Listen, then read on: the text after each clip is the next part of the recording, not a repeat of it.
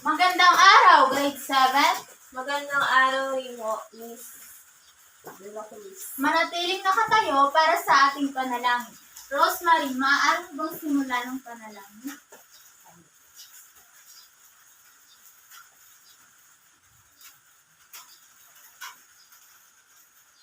Maraming salamat, Rosemary.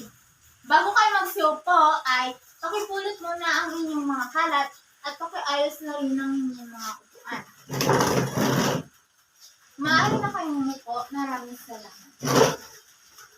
Raymond, may lumiban ba sa ating klase ngayong araw? Wala po, ma'am. Kung ngayon, palakpakan ninyo ang inyong mga sarili sapagkat walang lumiban sa ating klase ngayong araw.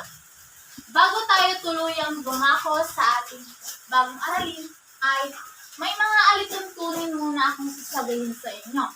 Una ay makinig ng mabuti kapag nagsasalita ako dito sa harapan. Pangalawa ay magtaas kayo ng inyong mga kamay kung may katanungan kayo o nais sabihin. Pangatlo ay paki-turn off ang inyong mga cellphone at itago sa loob ng inyong bag upang hindi makaabala sa ating klase. Maliwanag ba, class? Opo, ma'am. Ngayon naman ay bago tayo dumako sa ating bagong aralin ay magbabalik aral muna tayo. Ano nga ba ang ating tinalakay kahapon? Irish? Ma'am, ito po ay tungkol sa mga anyong lupa. Mahusay. Palakpakan ninyo si Irish.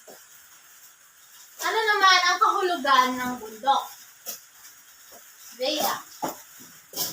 Ma'am, ang isa po ang kilala ng lupa ay ang bundok. Maraming bundok sa iba't ibang dako ng mundo. Ito ay makikilala dahil sa mataas na pagtaas ng lupa. Mahusay. Ano naman ang ikan? Ma'am, ang bulkan ay isang uri rin ng bundok, subalit malaki ang ipinagkaiba nila dahil ng bulkan ay maaaring maglabas ng lava o mga tunaw na bato. May mga bulkan na aktibo at meron din namang hindi aktibo. Mahusay. Ano naman ang kapatagan? Mila? Ma'am, ang kapatagan ay marami sa Pilipinas, lalong-lalo na sa Luzon. Ito ang uri ng lupa na walang pagtaas at pagbaba. Patag ang lutay na ito at malawak. Mainam itong tamnan ng iba't ibang pananim tulad ng gulay dahil madali itong hinangin. Mahusay. Tunay ngang nakinig kayo sa ating talakayan kahapon. Gusto nyo bang maglaro? Opo, ma'am. Kung gayon, mayroon akong hiniindang aktibidad. Nahahanapin nyo ang mga sagot dito.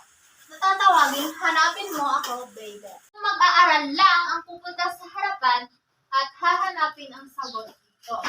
Sino gustong mauna? Mary Rose.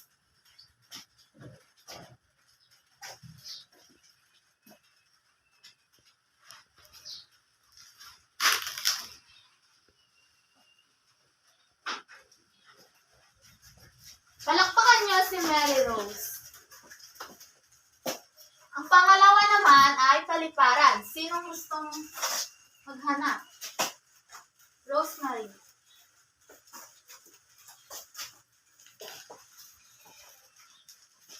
Palakpakan niyo si Rosemary sapagkat nahanap niya ang paliparan.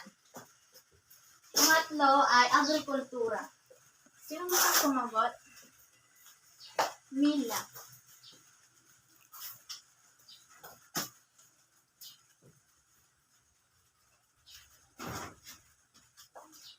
May idea na ba kayo kung ano ang ating tatalakayin ngayong araw? Opo, ma'am. Mary Joy.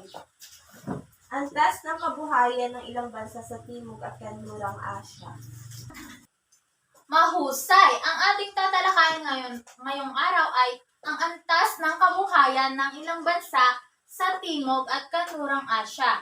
Ay tatalakayin ni Teacher Angel.